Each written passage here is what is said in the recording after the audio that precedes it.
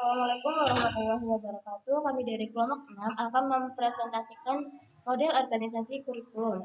Sebelumnya, izinkan kami untuk memperkenalkan diri. Saya Arina Gendrum Stalviro. Saya Fidela Dani Sabina. Saya Sinan Hasan Najianita. Saya Ufukin Mubandego Fadina. Model organisasi kurikulum diturunkan dari beberapa teori pendidikan yang mendasari pelaksanaan pendidikan. Teori pendidikan klasik disebut kurikulum subjek akademis. Teori pendidikan pribadi disebut kurikulum humanistik. Teori pendidikan interaksionis disebut kurikulum rekonstruksi sosial. Dan dari teori pendidikan teknologi disebut kurikulum teknologis. Adapun beberapa model organisasi kurikulum yang akan disampaikan oleh pemateri. Yang pertama yaitu kurikulum subjek akademis. Nah, kurikulum subjek akademis yaitu model konsep kurikulum tertua yang bersumber dari pendidikan klasik yang berorientasi pada masa lalu. Nah, kurikulum ini sendiri bersifat intelektual, mengutamakan pengetahuan dari disiplin ilmu tertentu, sehingga nama mata pelajaran hampir sama dengan nama disiplin ilmu. Nah, kurikulum subjek akademis berasumsi bahwa melalui penguasaan disiplin ilmu, manusia dapat memahami dunia sekitarnya. Selanjutnya yaitu ciri-ciri kurikulum subjek akademis. Kurikulum subjek akademis mempunyai beberapa ciri berkenaan dengan tujuan, metode, organisasi isi, dan evaluasi yang dapat diuraikan sebagai berikut. Yang pertama, dilihat dari tujuannya. Ciri-cirinya kurikulum ini yaitu memberikan pengetahuan yang solid serta melatih para siswa menggunakan ide-ide dan proses penelitian. Yang kedua dilihat dari metode, cirinya yaitu adalah ekspositari dan inquiry. Nah, yang ketiga dari organisasi isinya, ciri kurikulum tersebut yaitu terdiri dari beberapa pola, antara lain pola correlate kurikulum, unifield atau concentrate kurikulum, integrate kurikulum, dan problem solving kurikulum. Yang keempat dilihat dari evaluasi. Ciri-cirinya yaitu menggunakan berbagai bentuk evaluasi yang bervariasi sesuai dengan tujuan dan sifat mata pelajaran. Lalu, adapun kelebihan dan kekurangan model kurikulum ini, yang pertama kelebihannya. Kelebihan di sini praktis, mudah disusun, dan dapat digabungkan dengan model lain. Nah, yang kedua, pengembang tidak perlu membuat bahan baru, cukup memilih dan mengorganisir materi yang telah dikembangkan ahli disiplin ilmu secara sistematis. Adapun kekurangannya, yaitu ahli disiplin ilmu sering ambivalen terhadap evaluasi, di mana satu pihak melihat sebagai kegiatan yang sangat baik dan bermanfaat, dan pada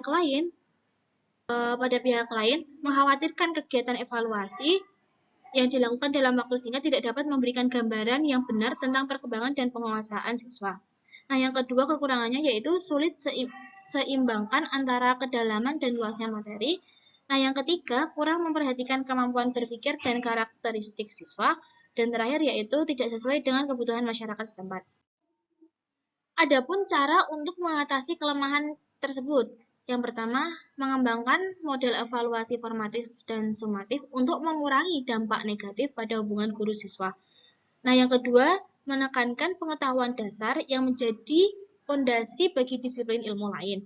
Yang ketiga yaitu mendorong penggunaan intuisi menyesuaikan dengan karakteristik siswa dan memanfaatkan sumber daya masyarakat. Yang terakhir yaitu mengutamakan kebutuhan masyarakat dengan memilih aspek disiplin ilmu yang relevan dengan kehidupan sehari-hari. Kemudian model organisasi kurikulum yang kedua yaitu kurikulum humanistik. Humanistik berasal dari kata human yang berarti manusia atau personal. Kurikulum humanistik lebih mengedepankan sifat humanisme atau kemanusiaan dalam pembelajaran. Model organisasi kurikulum humanistik berfokus pada pengembangan total potensi peserta didik dan pemegang peranan utama dalam pembelajaran bukanlah guru, tetapi siswa. Kurikulum humanistik memiliki karakteristik utama diantaranya yaitu berpusat pada peserta didik. Pendidikan diatur berdasarkan kebutuhan, minat, dan potensi unik setiap anak. Yang kedua yaitu integrasi kognitif dan afektif. Pendidikan tidak hanya mengejar kepintaran intelektual, tetapi juga pengembangan emosi, kepribadian, dan nilai-nilai. Yang ketiga yaitu mementingkan proses daripada hasil. Kurikulum humanistik ini lebih mementingkan pengalaman belajar dan perkembangan diri daripada nilai akademik. Selanjutnya, pembelajaran pengalaman, di mana kurikulum humanistik ini menggunakan metode yang melibatkan siswa aktif seperti diskusi, adanya tugas proyek, dan eksplorasi untuk membantu mereka mengembangkan keterampilan. Yang terakhir yaitu guru sebagai fasilitator, di mana kedudukan guru yaitu sebagai pendorong atau pendamping bagi siswa untuk mencari pengalaman belajar. Adapun kelebihan dan kekurangan dari kurikulum ini yaitu kelebihannya dapat mengembangkan potensi peserta didik secara utuh dan dapat menciptakan hubungan yang baik antara guru dengan siswanya. Yang ketiga, dapat meningkatkan motivasi belajar siswa serta membentuk kemandirian peserta didik. Kemudian kekurangan dari kurikulum humanistik ini yaitu kurang fokus pada materi akademik.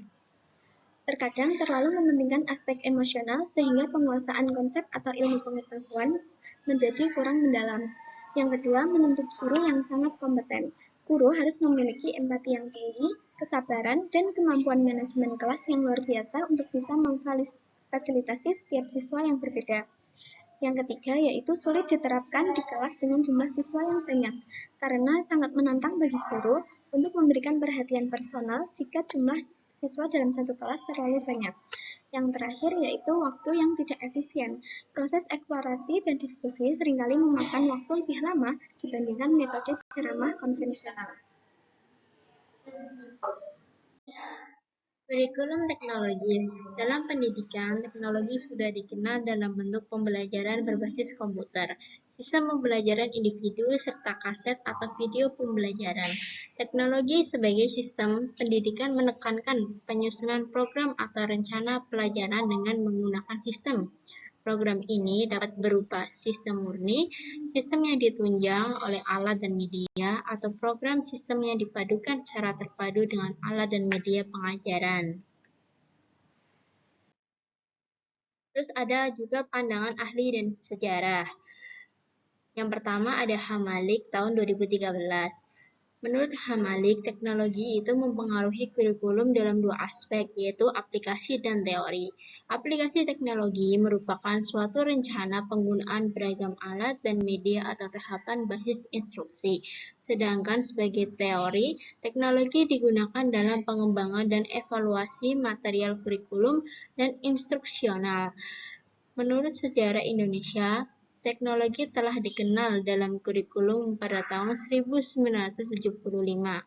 Setiap guru diharuskan menggunakan prosedur pengembangan sistem instruksional atau PPSI, pengajaran modul, evaluasi belajar tahap akhir atau EBTANAS, dan sistem penerimaan berbasis internet, dan lain sebagainya. Terus berikutnya ada karakteristik utama. Karakteristik utama kurikulum teknologi itu yang pertama mengutamakan pembentukan dan penguasaan kompetensi. Yang kedua berorientasi pada masa sekarang dan masa depan. Yang ketiga menghasilkan kompetensi khusus bagi peserta didik. Yang keempat memiliki korelasi positif antara ilmu pengetahuan dan teknologi. Dan yang kelima itu menekankan efisiensi dan efektivitas program pendidikan. Lalu ada kelebihan kurikulum teknologi yaitu kurikulum teknologi membuat pembelajaran lebih menyenangkan dan up to date. Lalu yang kedua meningkatkan standar penguasaan siswa, lalu menyajikan informasi dengan berbagai cara serta memudahkan akses pengetahuan kapan saja dan di mana saja.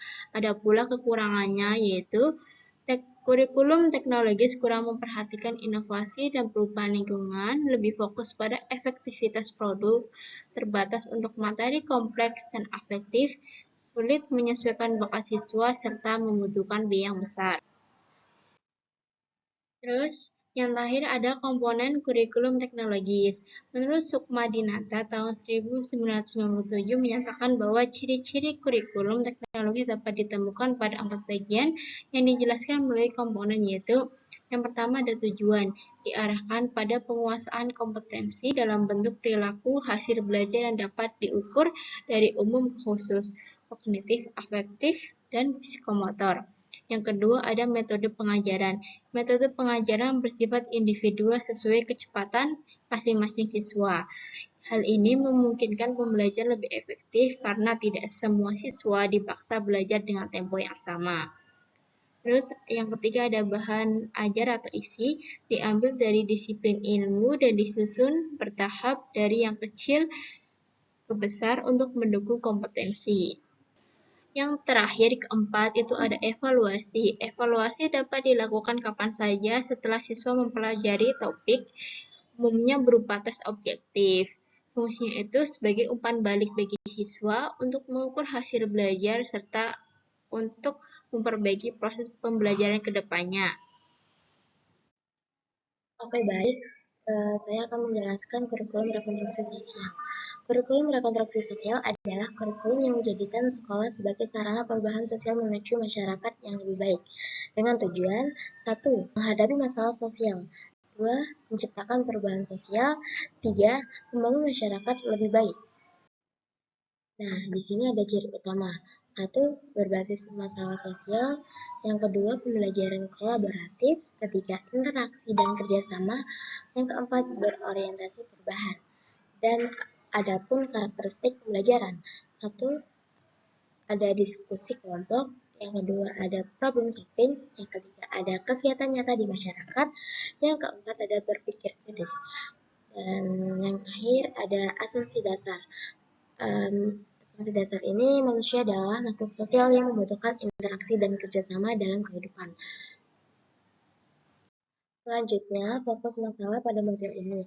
Pembelajaran difokuskan pada masalah nyata seperti ekonomi, sosial, politik, dan budaya.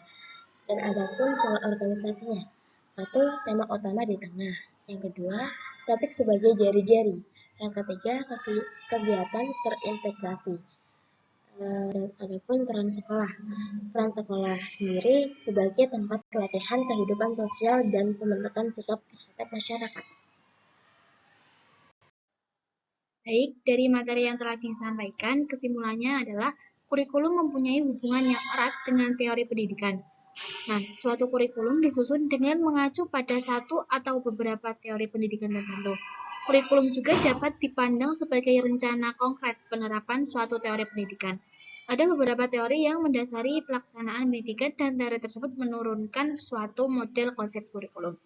Demikian presentasi dari kelompok kami. Mohon maaf jika ada kesalahan. Wassalamualaikum warahmatullahi wabarakatuh.